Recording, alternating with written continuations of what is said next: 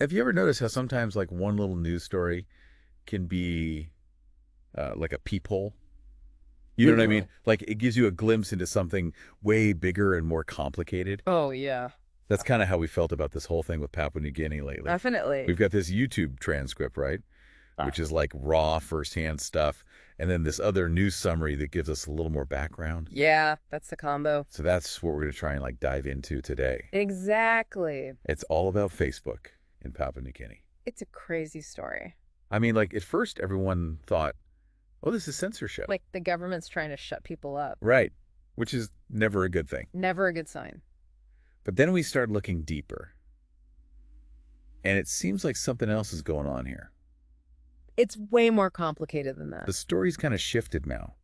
It seems like the government actually told Nikar they run the internet there to shut down Facebook. Like they gave them a direct order. And get this, Yeah, it seems like this is all tied up with this whole Paraka scandal. that's the real story here. And to make it even crazier, it all happened right when the former finance minister was supposed to be in court. The guy who's now the prime minister. Oh, right. So the current prime minister used to be the finance minister. Exactly. Same guy, James Marape. You can't make this stuff up. Nope. It's wild. The timing is just too perfect. That's what we're going to figure out today. Hey, let's unpack all of this. We want to understand this whole Facebook thing and how it connects to the Paraka scandal and what it all means for Papua New Guinea. Big picture stuff. Exactly. We've got this YouTube transcript, Yeah. which is great because it gives us this guy, John Endemongo Kua, He's the president of this anti-corruption group. the People's Anti-Corruption Movement. Right? Yeah. He's right in the thick of it. So he's got some strong opinions about all this. Mm-hmm. Like when he first heard about Facebook getting shut down, what was his reaction? What jumped out at you? He was super disappointed. Like, really bummed out that this huge platform just went dark. Yeah. I mean, so many people use it to talk to each other, to share news. It's how they get information. It's their lifeline. And it just disappeared, like it's gone, Poof. And all because of this one court case. which is crazy. So he's obviously not happy about that. But then he goes straight to the prime minister, Yeah, he calls him out directly. James Marape, right? Mm. What does he say to him? He basically says, like, look, if you're being accused of this financial scandal and people are telling you to quit shutting down the media is the worst possible thing you can do. Like hiding the problem doesn't make it go away. He makes it seem like the prime minister doesn't even understand how democracy works. Right. Like he's acting like a dictator or something. And that's pretty serious stuff. It makes you wonder about freedom of the press and all that. Like, what's next? That's a good point. So then Kua goes on and talks about the prime minister's role in this whole Paraka scandal. He gets down to brass tacks. Right. What's he saying exactly? He claims that when James Marape was finance minister, he actually wrote instructions about paying for this thing called the Peru set. Ruset. What's that? Yeah, I know, right? That part wasn't totally clear to me either, but it seems like it's related to the scandal somehow. Okay. So what does this mean? What's Kua trying to say here? He's saying that the prime minister was right in the middle of it. The middle of the scandal. Yeah. These instructions prove he was involved in all the money stuff that's being investigated. So Kua says he needs to resign. Because he was part of it. He can't just pretend it didn't happen. And Kua takes it even further.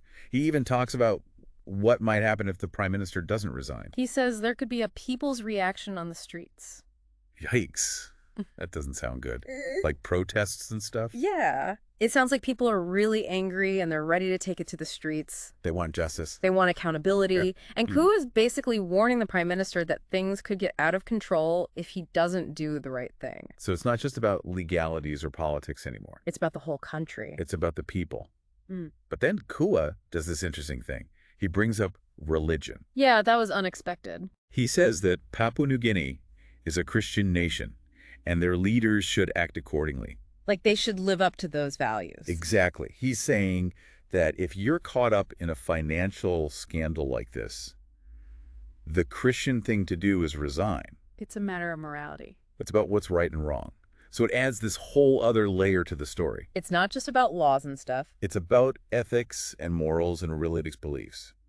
But before we go any further, we should probably clear up a couple of things. Yeah, just to make sure everyone's on the same page. The news summary actually pointed this out. Yeah. We want to make sure we're getting the name of the country right. Yeah, it's super important to get this right. It's Papua New Guinea, not Papini or whatever. Sometimes people get it mixed up. But we want to be accurate here. And also the prime minister's name.